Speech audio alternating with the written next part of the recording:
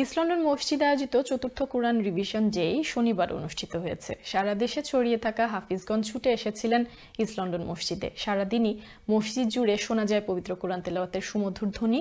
এবারের প্রতিযোগিতায় মাত্র 5 ঘন্টায় নির্ভুল উচ্চারণে পবিত্র কোরআনের রিভিশন সম্পন্ন করে রেকর্ড সৃষ্টি করেছেন মাইল্যান্ডের মাজাহিরুল উলুম মাদ্রাসার মেধাবী ছাত্র তানভীরুল ইসলাম।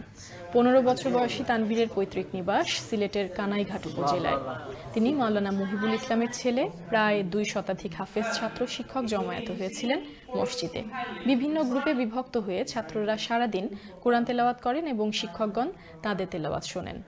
এশার নামাজ শেষে রাত 8টায় অনুষ্ঠিত হয় সমাপনী অনুষ্ঠান। অতিথিরা অংশগ্রহণকারী হাফিজদের হাতে সার্টিফিকেট ও গিফট বক্স তুলে দেন।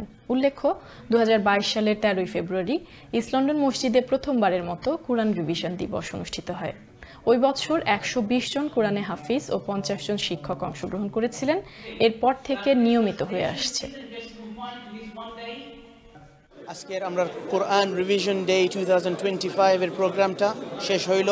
ক্লোজিং সেরেমনি দিয়া সুন্দরভাবে সব পার্টিসিপেন্ট আইয়া গিফট পাইয়া আলহামদুলিল্লাহ সুন্দরভাবে খতম হইল।